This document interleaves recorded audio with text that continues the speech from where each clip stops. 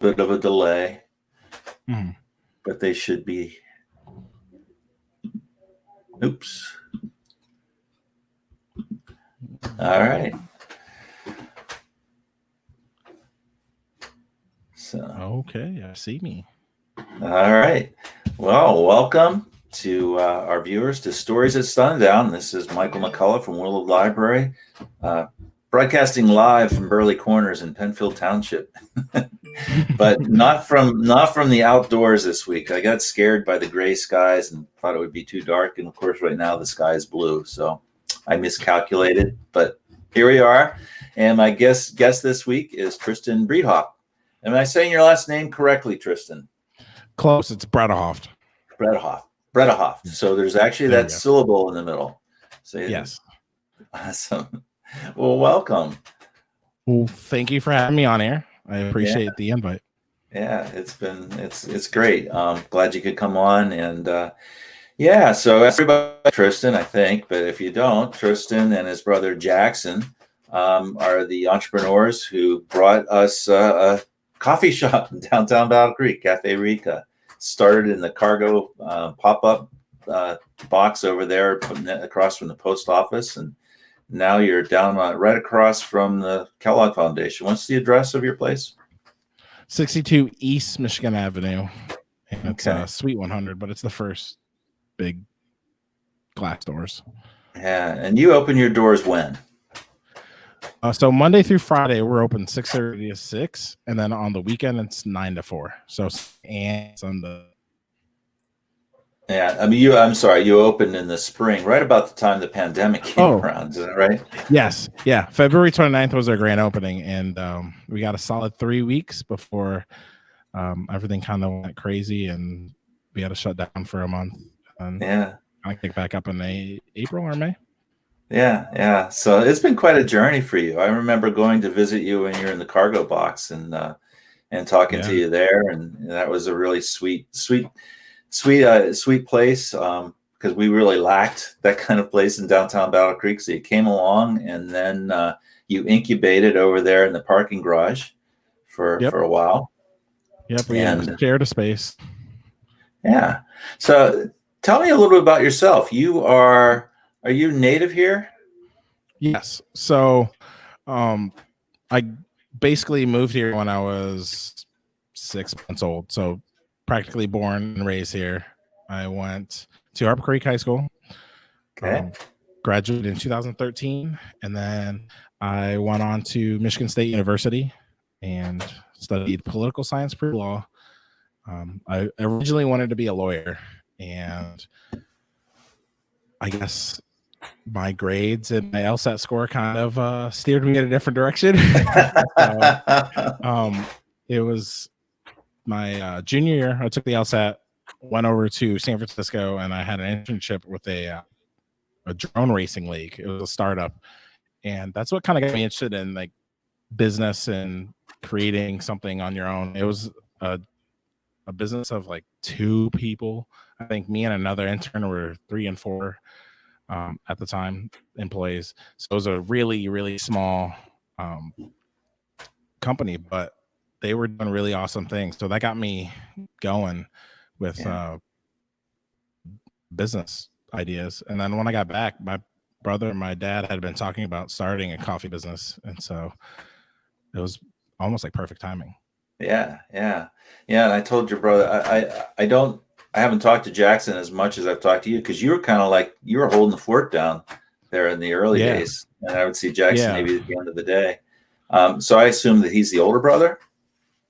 He is 8 years older than me, and so he is my older brother, and he's been awesome. I moved in with him when I moved back to Battle Creek, so I appreciate his hospitality in his house. That's cool. Yeah. And so and you say your father was involved in developing the business plan. What drew you to coffee? Was it just the fact that Battle Creek was lacking it at the time, or was it something deeper than that? It was a little bit deeper than that. So we actually started doing this 2 years prior, or 1.5 years prior to the cargo units. My dad had been drinking this coffee for I don't know, 25 plus years. And it's from Costa Rica. So when my dad and my mom went on their honeymoon to Costa Rica, he kind of started this like quasi journey to finding best coffee that he wanted to drink. And he came across Cafe Nerano. It's, you know, a co-op of 2,400 family-owned farms. And he just loved it. We used to bring suitcases all the way from Costa Rica just so he could have his like half year supply, because my mom would go every 6 months because she had family down there. And so it just kind of started with that. And he had an online business that he purchased in 2013 for his hobby, which is model airplanes. And that's kind of where they had the idea to start selling this online, because you couldn't get it in the United States. And so it was kind of, well, let's do this, and then I have more coffee. And then so it just kind of snowballed from there. We started importing it, selling it. Nothing crazy happened. I still was in school. My brother had a full-time job. He was in Creek. We would talk to each other about it from time to time to kind of see what we wanted to do with it. But it was never in the forefront in our minds. So we just kind of left it on the back burner, I guess, per se. And so then after I graduated, I moved to Grand Rapids, and I started thinking, like, how do I actually turn this into something that I want to do for a living?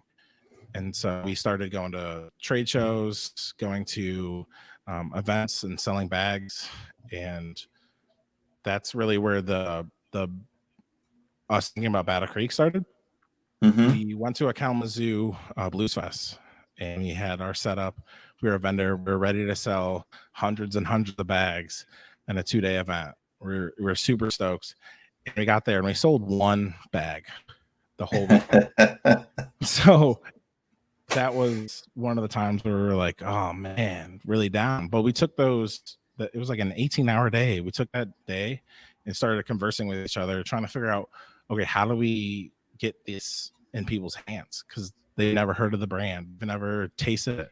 And so it was hard for people to want to spend $10 a bag on something. They're like, I don't even know what this is. Yeah. And so that's where the cold brew came in.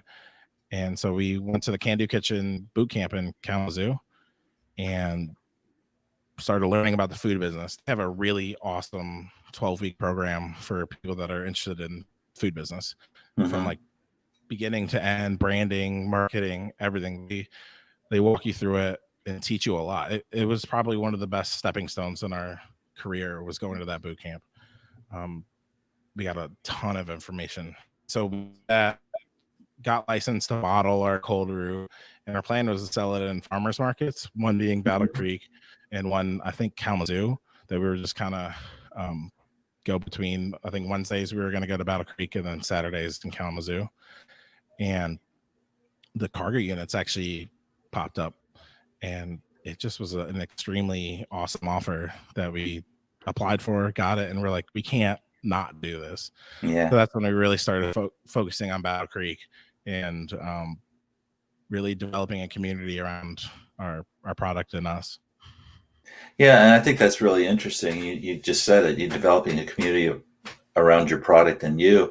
And I'm curious. I'm always curious about people who grew up here. I mean, most people who grew up in a town, a small city, they never think of themselves as like, planning there and beginning to build a life. Was that your story? Was it your surprise that you decided to do that? That was, I would say, probably the most common story, as you said, ever told, is everybody is like, oh, I'm going to leave. I'm going to go somewhere else, going to experience the world.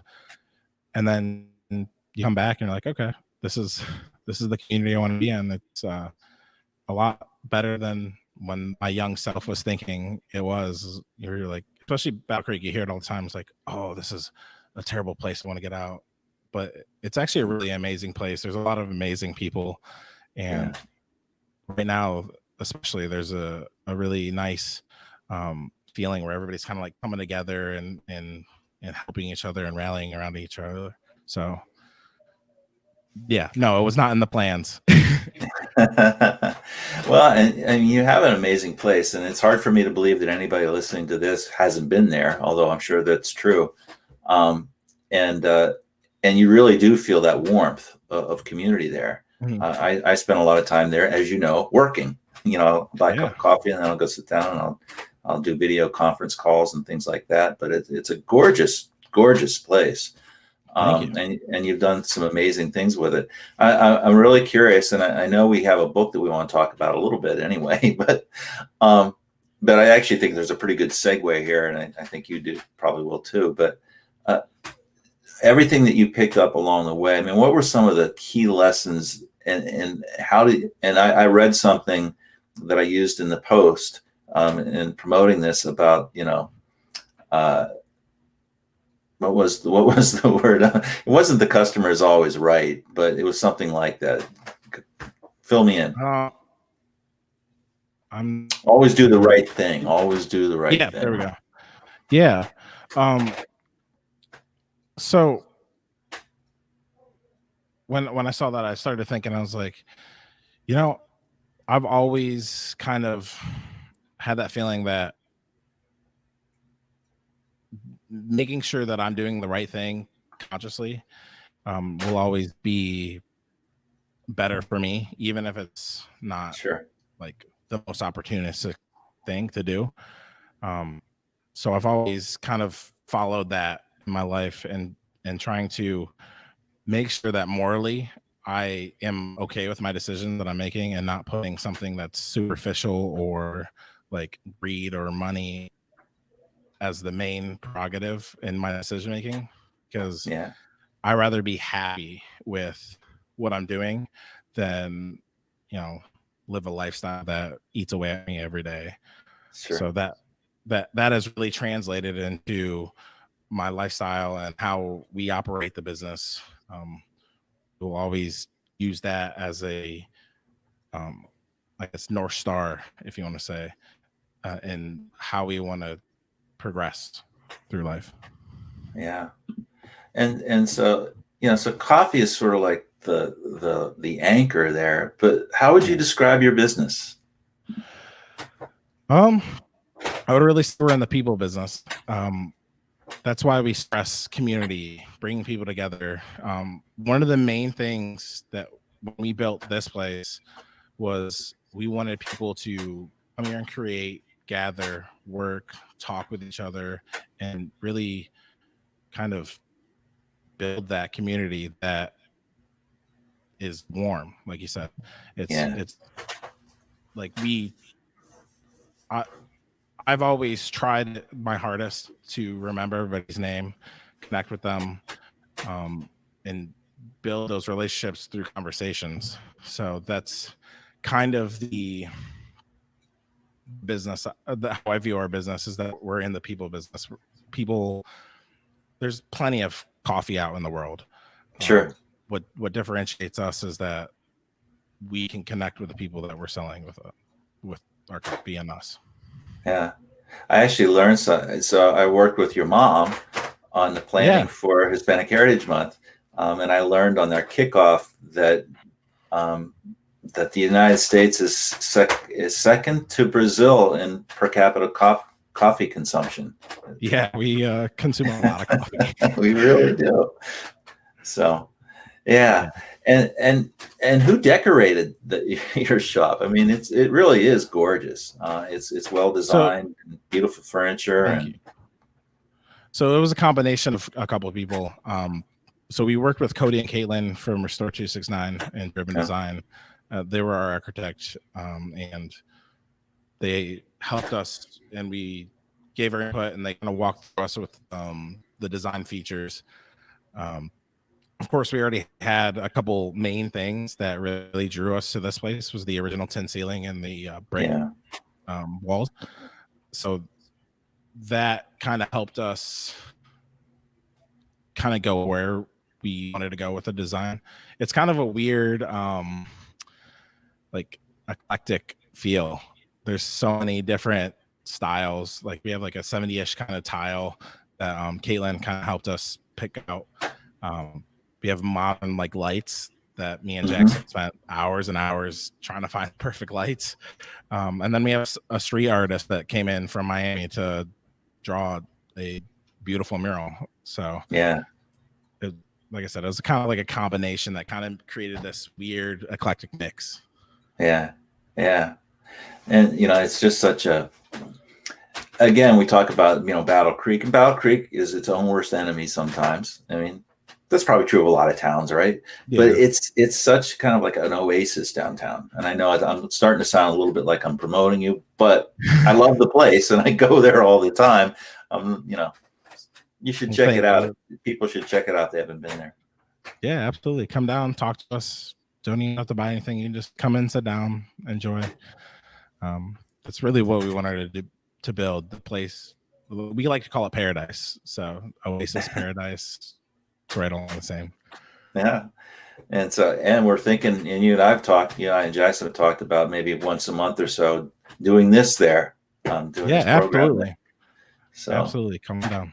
Look forward to that. I'm not going to be building fires in the dark and the snow in December and January and February. I'm dedicated, but not that dedicated. So we'll get one of those. What are those? The fireplaces that you can like wheel out. Yeah, sounds good. So, we always try to tie this back. And I just love this book, Think Like a Monk. And that's what you suggested, Jay Shetty. It's been a bestseller. And so talk a little bit.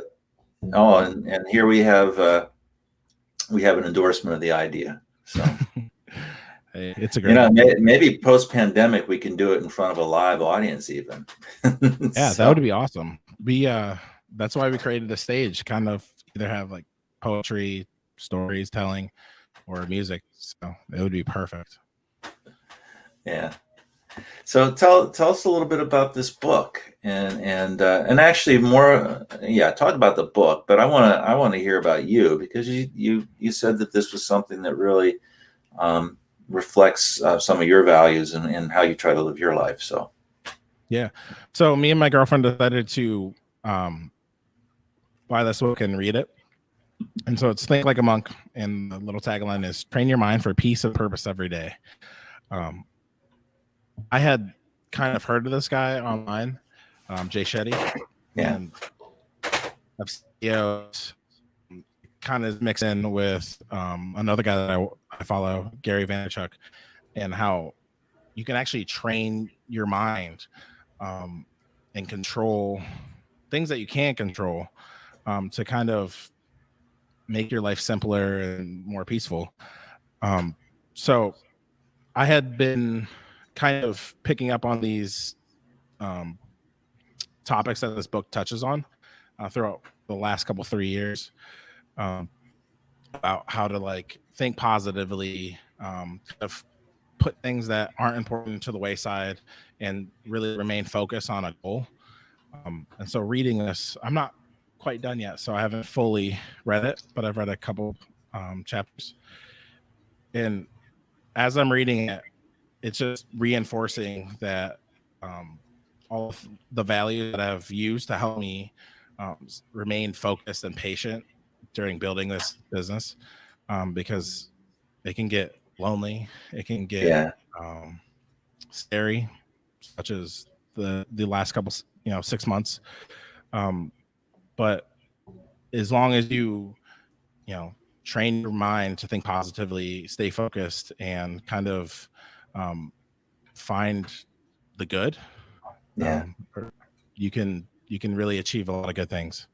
There's a part in the book, and it's and he I mean, I guess maybe it's monk-like thing to do, to tell parables and stories, but the point was, I think this story had something to do with somebody keeps bringing news to this farmer, and the farmer says, good thing, bad thing, who knows? On and on and on, right up to the end. At one point, his son breaks his leg, and the guy's like, this is terrible. And the farmer says, good thing, bad thing, who knows? And then he doesn't get drafted into the military and goes to war, and the guy's happy, and the farmer says, good thing, bad thing, who knows? The point is that we tend to judge the moment constantly. And the teaching that the author is conveying is that, by judging the moment, you box yourself in and fail to see the possibilities Right. and don't look at things curiously. So Yeah. That part stuck out to me a lot because last couple of years, especially with social media and the access people have to everybody, you start to see like really extremes, positive and negative. And like I said, the guy that I've been following too, Gary Vaynerchuk, has always said, especially when it comes to feedback, is what he's saying is like, you gotta pretty much take out the ends and find the truth in the middle, in order to find progress. Because there are going to be people out there that are going to be like, oh, this is really really good, or they're on the opposite end, this is really really bad, and both may be true, but it's really the people that, or the news in the middle, that you see the most progress. Kind of like it's good, it's bad, who knows. yeah. So, I mean, and he advocates a lot of practices. So I'm curious if you have, those kinds of practices built in your life. Like, so for example, he suggests everybody get up an hour earlier than they're already getting up. So, and talks about how you start your day. Don't pick up your damn phone, things like that. Yeah. What about you? So I've been, for the past year, been toying with like meditation and waking up and meditating for 15 minutes. And like you said, don't pick up your phone, don't do all that. Kind of just take 15 minutes to focus, kind of say words of affirmation to kind of get that mindset going, that body ready. And so that's part of the routine that I've done. I've also really started like taking moments throughout the day to breathe and kind of just like calm myself, and to remember that like, A, this is only temporary, and B, this is also growth. Especially when it gets a little busy or hectic in here, I find I can feel my heart racing. I feel myself just kind of get frantic, and I'm just like, okay, let me take a moment. Let me focus on my mind real quick, my body, and just find that center that will keep me level-headed and in that zone, I guess. So that's another thing that I've taken up in the practices. I'm not sure if he says anything about health and wellness as physical activity, but earlier this year I started doing yoga during the lockdown, and started kind of coincides with meditation, but also for the body getting loose, finding that center, and that's actually helped a lot. Right now I'm kind of got a lot of back pains. I've kind of had to curb yoga, but that was another thing that I've folded into my routine.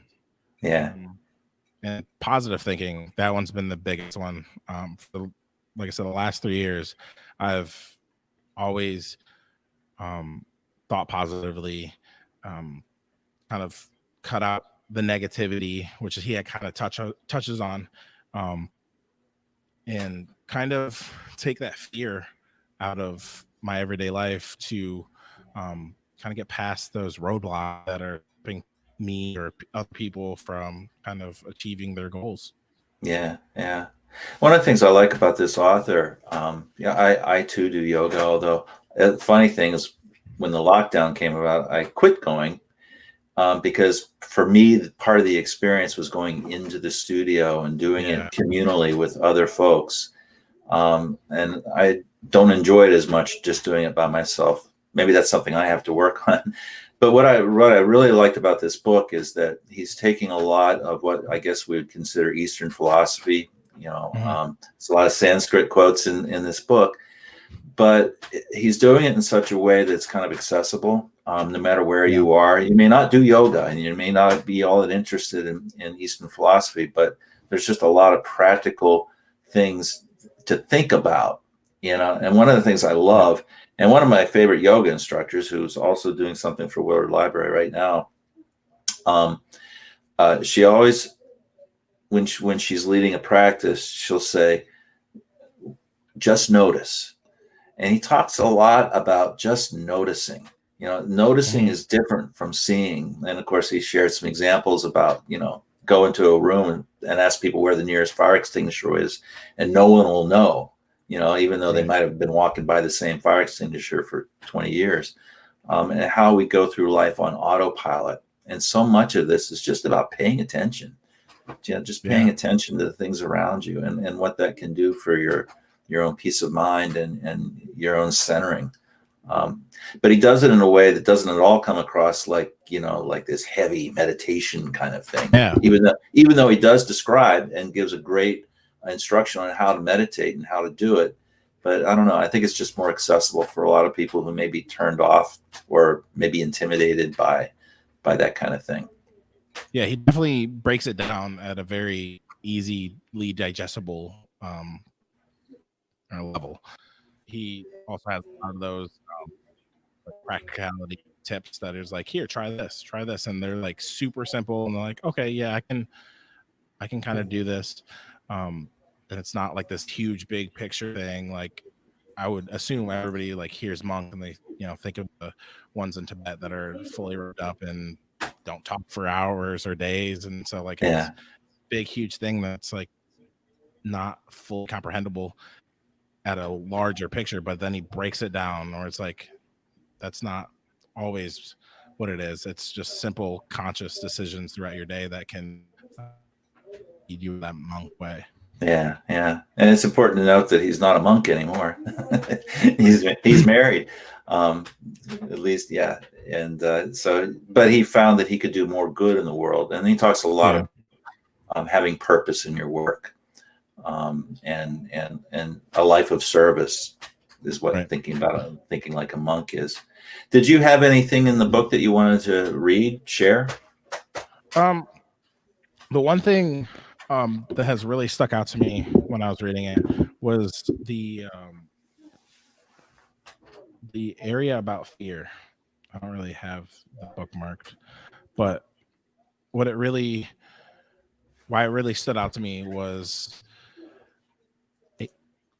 it really talked about getting to that deeper levels of fear, of why things are stopping you, and getting past that superficial level.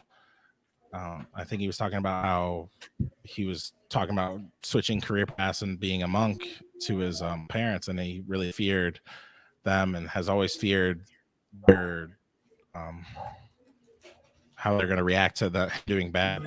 And he broke it down, got really, really, really deep. And then he even had a colleague that was a lawyer that was thinking about switching, but she was scared to switch.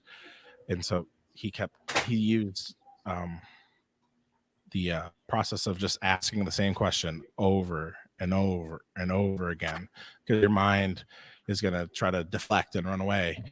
And you're presented with that question. And then when you just keep asking yourself, you're like, okay, well, why?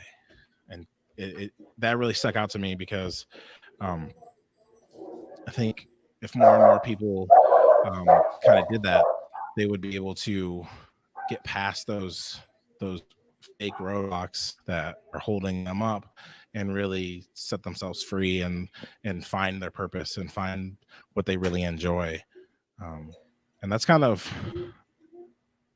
where I was a couple years ago, where I wasn't full-time. I didn't really promote that I was starting a business. Of course, it wasn't my full-time gig yet, but excuse me. But I was kind of worried about the public eye, what people thought, what people, when I posted something online about it, were they thinking negatively, positively? Were they thinking, oh, look at this guy, he's trying to be an entrepreneur? And then at one point, after listening to people like Jay Shetty with these philosophies, I really started breaking down those fears of like, it doesn't matter what people think. it's my happiness, it's my life. I need to do what makes me happy, not the projection of other people that I think will make them happy, that is really affecting my decisions. Yeah. So that part of the book has stuck out to me so far. A really, really good amount. Did you read the part where he's standing in front of the dusty mirror? I don't think so. Okay, that and that's really cool, because you were alluding to this how we often,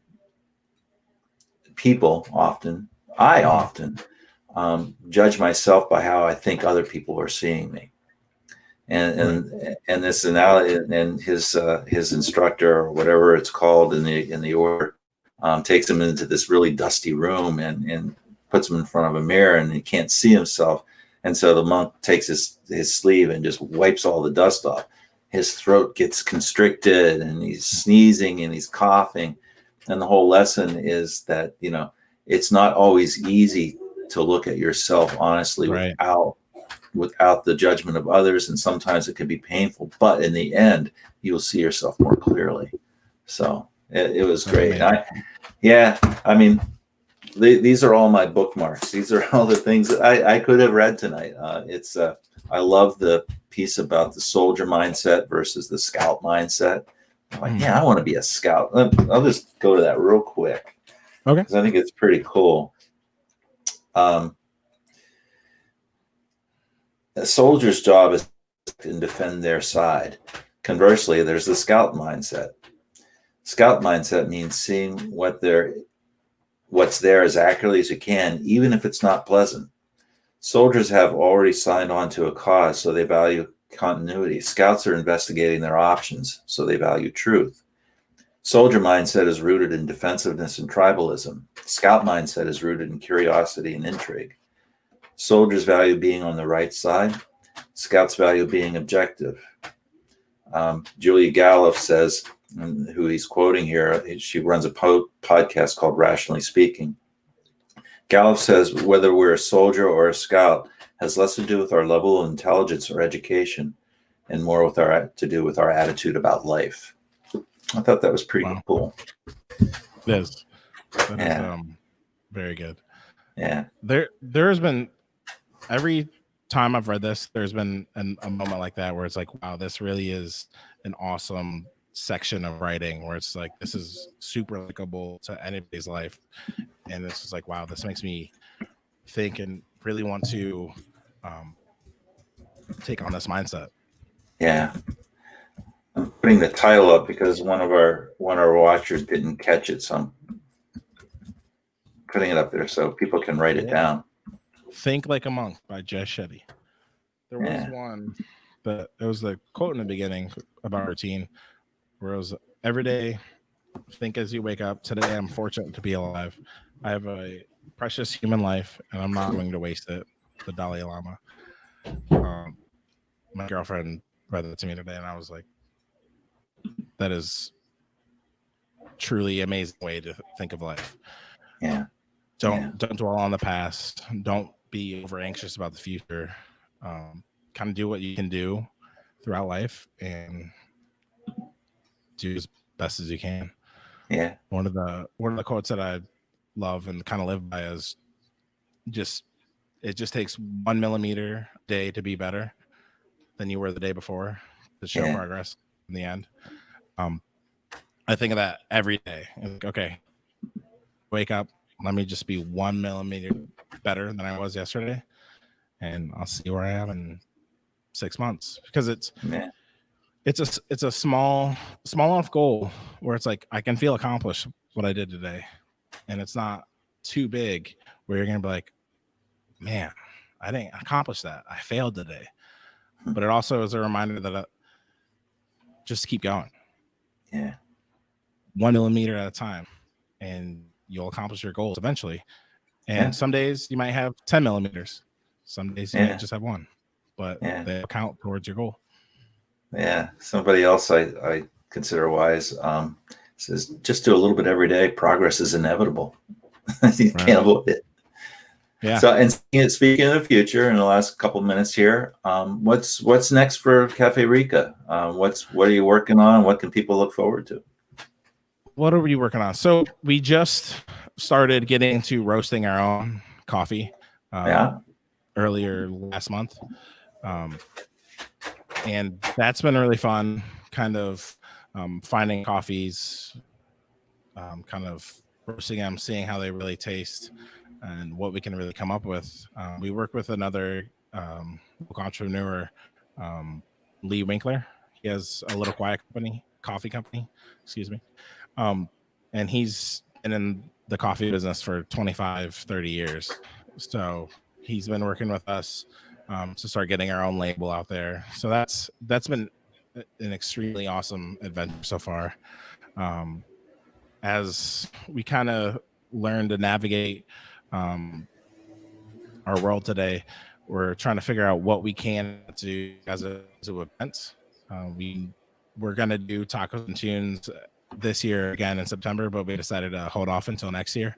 But we're starting to do a little bit more programming of what we've always envisioned for this place was to have like some music, maybe an open mic night, poetry, or storytelling at Sundown. So that's kind of coming into the future, like I said, as we kind of can have a more stable and environment and kind of navigate what's going on. But of course, things are forever changing, so we're tiptoeing still. Sure. So that's an exciting thing, and just trying to come up with awesome new food dishes, drinks. We try to come out with a seasonal menu every quarter around when the seasons change. So that's going to come up soon. Ought to mention, I mean, the food there is amazing. We talk about coffee a lot, but the food there is amazing. So yeah, that's great. And it's a real art roasting coffee, isn't it? I mean, there's a lot more to it than you might think. It's extreme science. Yeah. Like there's just like everything in coffee or food, just little small minute details can change the recipe so much. So it's been fun that's the fun part about coffee for me is finding those little small intricate details that can change a coffee. Like for a dialing it in, you're making micro changes, like little changes to the grind size or how long you pull it or how long you pre-infuse the grinds, and you can have a vastly different cup of coffee or espresso. So that's the fun part for me, is learning all those things and seeing how people react. Yeah. Well, I can't wait. Tristan, I'm so glad that you joined us, and I look forward to seeing your business, which is brand new, really. I look forward to seeing what the future brings, and I'll keep going down there and doing work when I want to get out of the house or out of the library. Okay. Yeah, thank you. I appreciate you for having me on here. It's been an awesome experience time. I love talking with people about things that really anything. It's kind of how we've connected over the years, is just talking about random stuff and having those good conversations. So I really appreciate you inviting me on here. And for all the people that are watching, thank you for watching, and hope you guys enjoyed. Thank you. And next week, my guest is Jill Hind, the director of the YMCA in Battle Creek. I'm curious to share a little bit about how hard it's been to run a gym during the pandemic. But they're trying to get back at it. And I still don't know what she wants to what book she wants to talk about. So if you're watching, Jill, I need to catch up. I'm running out of time. So, all right. Good night. Good night, everybody. And have a great weekend, Tristan. Thank you. Bye-bye. Appreciate it. You as well, Mac. Thanks.